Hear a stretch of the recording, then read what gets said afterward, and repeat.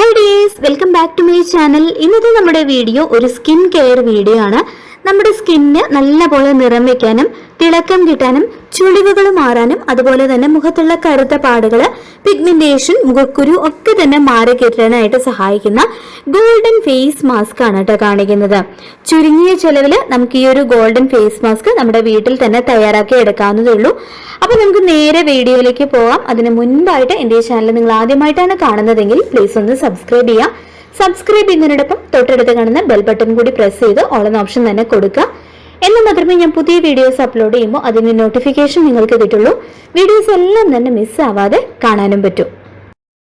അപ്പോൾ face mask apply ചെയ്യുന്നതിന് മുൻപായിട്ട് നമ്മൾ മുഖത്ത് സ്ക്രബിങ് ചെയ്യുന്നുണ്ട്. അപ്പോൾ സ്ക്രബ് ചെയ്യാനായിട്ട് ഞാൻ ഇവിടെ എടുത്തിട്ടുള്ളത് അരിപ്പൊടിയാണ് കേട്ടോ. 1 ടീസ്പൂൺ അരിപ്പൊടിയാണ് എടുത്തിട്ടുള്ളത്. ഈ സ്ക്രബ് ചെയ്യുന്നതിന് മുൻപായിട്ട് നിങ്ങൾ ആദ്യം തന്നെ മുഖം നന്നായിട്ട് ക്ലെൻസ് ചെയ്യുക കേട്ടോ.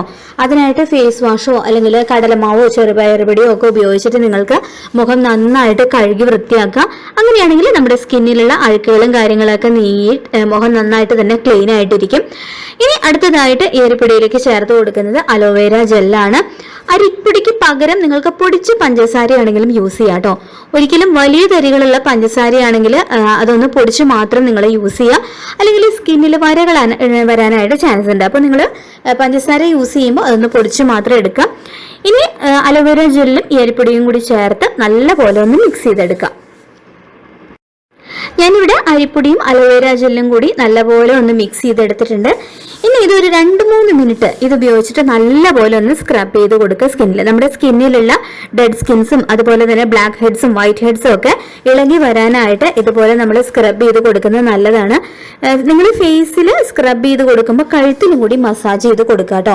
മൂക്കിന്റെ സൈഡിലും അതുപോലെ തന്നെ ചുണ്ടിന്റെ താഴെയൊക്കെ ആയിട്ട് നല്ലപോലെ തന്നെ സ്ക്രബ് ചെയ്ത് കൊടുക്കുക. അങ്ങനെയാണെങ്കിൽ ആ ഭാഗത്തുള്ള ബ്ലാക്ക് ഹെഡ്സും വൈറ്റ് ഹെഡ്സും ഒക്കെ ഇളകി വരാനായിട്ട് അത് ഹെൽപ്പ് ചെയ്യും. അപ്പൊ നല്ലപോലെ ഒരു 3 മിനിറ്റ് നന്നായിട്ട് ഇതുപോലെ സർക്കുലർ മോഷനിൽ ഒന്ന് സ്ക്രബ് ചെയ്ത് കൊടുക്കാം. അപ്പോൾ നല്ലപോലെ 3 മിനിറ്റ് ഞാനിവിടെ സ്ക്രബിങ് ചെയ്തിട്ടുണ്ട്. ഇനി കൈ ഒന്ന് വാഷ് ചെയ്തിട്ട് വരാം കേട്ടോ.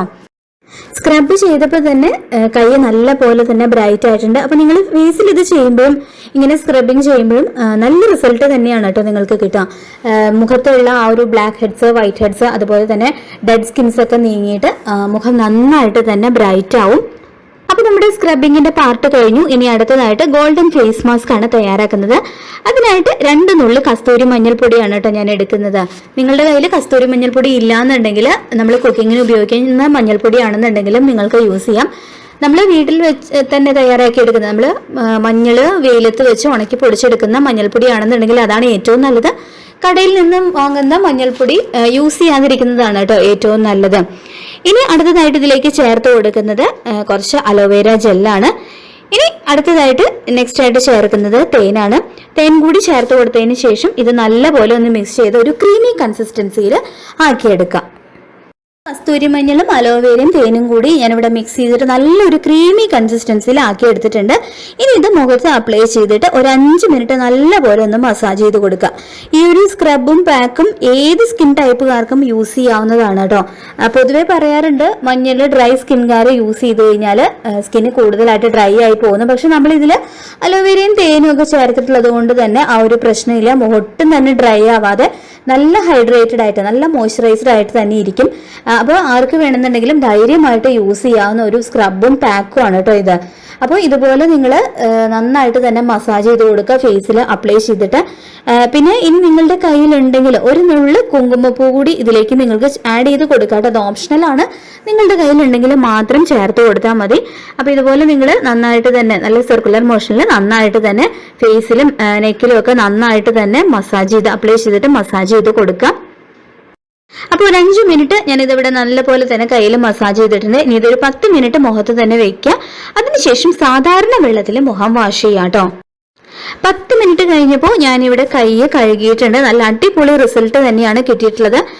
കൈയിന് 1-2 ഷെയ്ഡ് കൂടി കളറ് കൂടിയിട്ടുണ്ട്. അപ്പൊ കൈയിന് ഇത്രയും റിസൾട്ട് കിട്ടുമ്പോൾ ഫേസിന് നിങ്ങൾക്ക് ഇരട്ടി റിസൾട്ട് തന്നെയാണ് കേട്ടോ കിട്ടുക. അപ്പൊ തീർച്ചയായിട്ടും നിങ്ങൾ ഈ ഒരു സ്ക്രബും പാക്കും ഒക്കെ വീട്ടിൽ എന്തായാലും ട്രൈ ചെയ്ത് നോക്കുക.